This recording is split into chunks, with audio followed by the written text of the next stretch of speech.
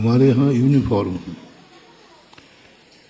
धोती शब्द का प्रयोग किया है तो आपको साड़ी ही पहनना चाहिए, भी लगाने की जरूरत ही नहीं, क्योंकि जो भेष एक आर्य परंपरा में है वही ठीक है। ये सब श्रीफल कुर्ता पजामा सलवार कुर्ती पर पहनना ये एक ठीक नहीं है, उचित नहीं। यूनिफॉर्म का भी बहुत बड़ा महत्व होता है। यूनिफॉर्म में जब व्यक्ति वेशभूषा पहनता है, सलवार कुर्ती पहनता है और जीन्स पहनता है, उस समय उसके परिणाम अलग हो जाते हैं। परिणामों में अलग ढंग की प्रकृति आती है।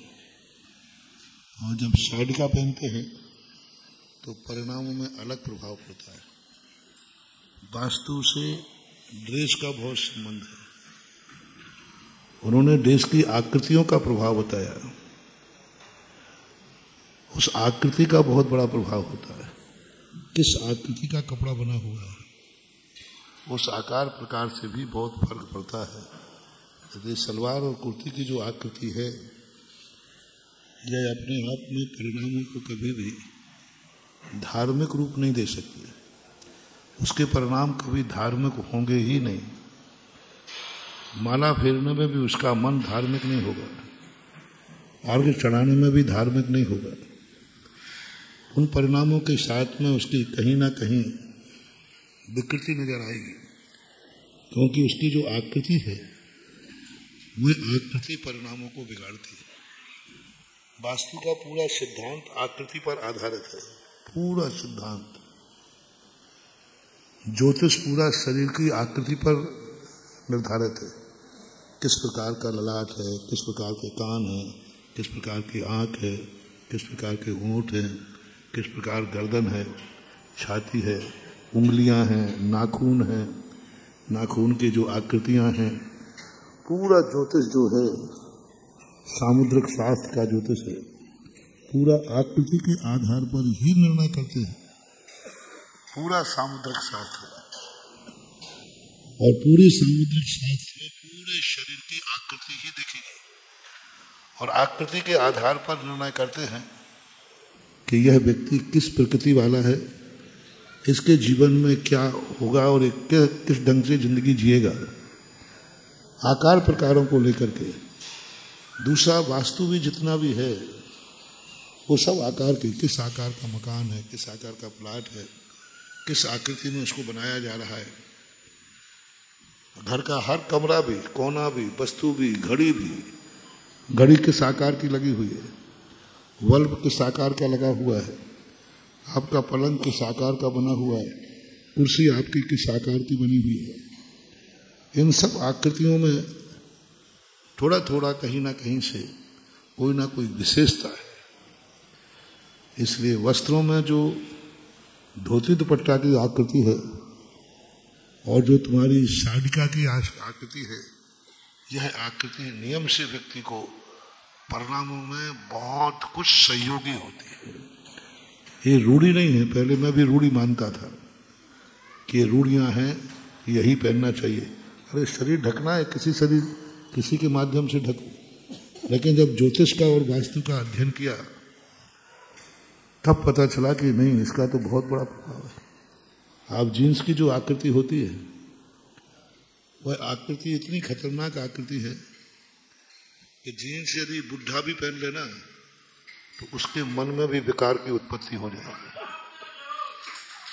80 साल का बुढ़ा पहना है तो उसके मन में भी परिणाम बिगड़ना शुरू हो जाएंगे, क्योंकि जीन्स का जो आकृति है, जीन्स जिन ढंग से बनाई जाती है, आकृति का, जीन्स कपड़ा बुरा नहीं है, कपड़ा नहीं, जीन्स तो कपड़ा है, धागा है, लेकिन उसका जो शेप है, आकृति है, जो टाइटनेस है उसकी, वो टाइटनेस उसके लिए बहुत निषेधात्मक, बहुत कार्यकारी।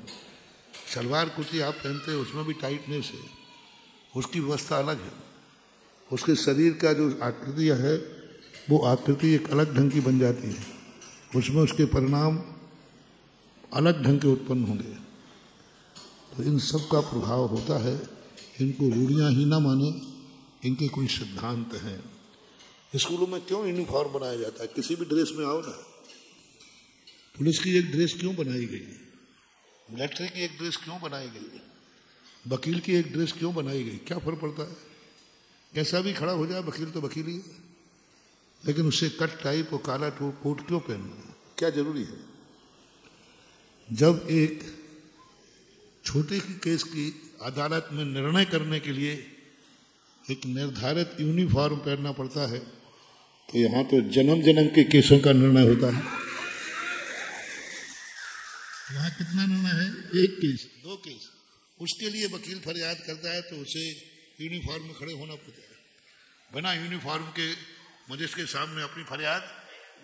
और यहाँ तो जन्म जन्म के निपटारे हो रहे, यहाँ तो जन्म जन्म के केस निपटाए जा रहे, और तुम बिना यूनिफॉर्म के भगवान के सामने कहोगे तो बकते रहना, तुम्हारी कोई सुनवाई होने वाली नहीं है। यूनिफॉर्म का बहुत बड़ा महत्व। आप पुलिस को देखिए, वही पुलिस वाला यदि विदाउट ड्रेस में हो और तुम्हारा झगड़ा हो जाए तो अलग धारा लगेगी, और ड्रेस में हो तो अलग धारा लगेगी, उसका अधिकार बढ़ गया।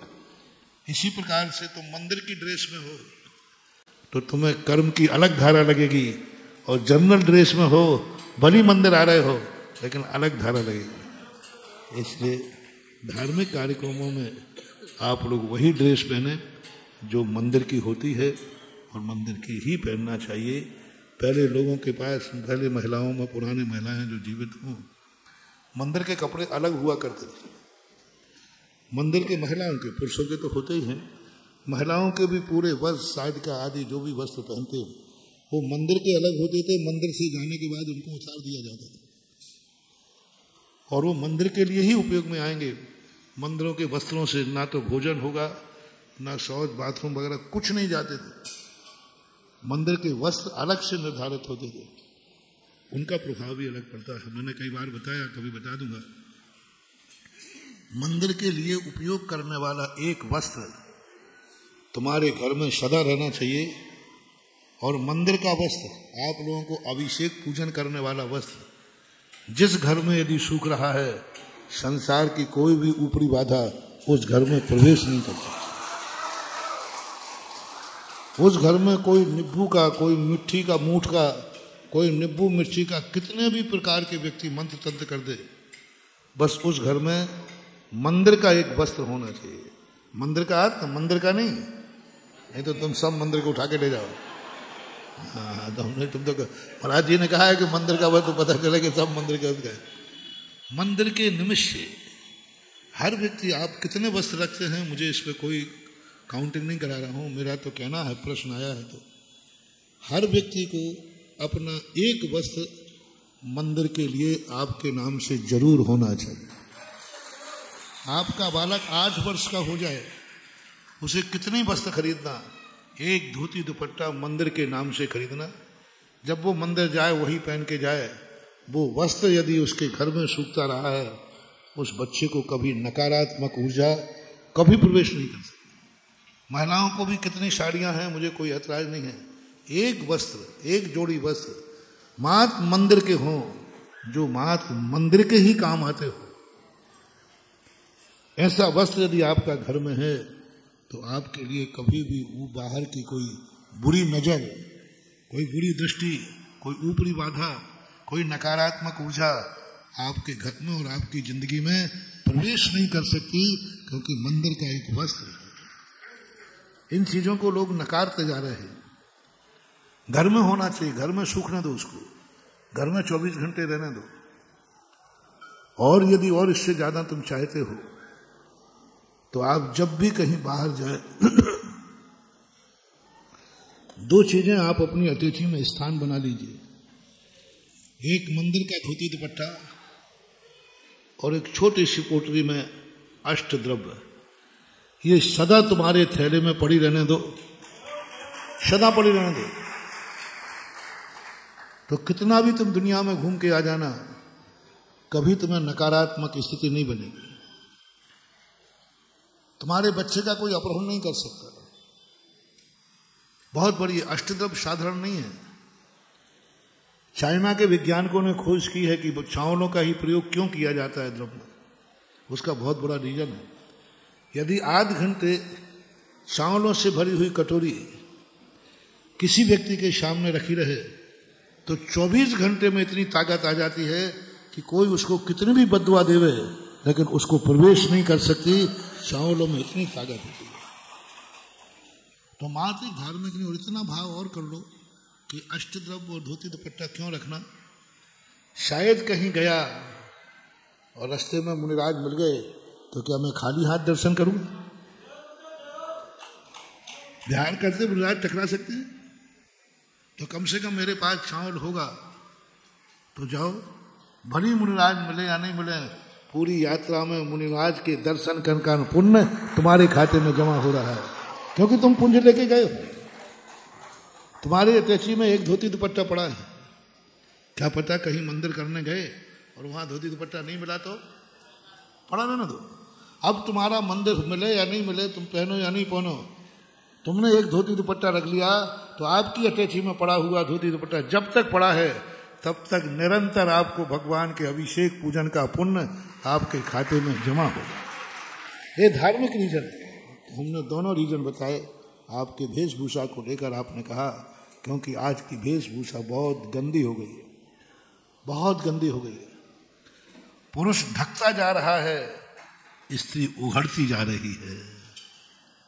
पुरुष कितना आजकल फैशन चल रहा है, पुरुष फुल साइज शर्ट पहनेगा। इनकी बात तुम कर देना, मैं करने उतरा देता। उल्टा होना चाहिए। नारी जितनी ढकी रहेगी वह नारी की शोभा कहलाती है, लेकिन बदलती जा रही हैं। खैर तुम्हारी माया तुम जानो। कम से कम मंदिर का प्रश्न आया है तो मंदिर में तो वही मर्यादित वेशभूषा होना चाहिए जो अनादिकाल से चली आ रही है।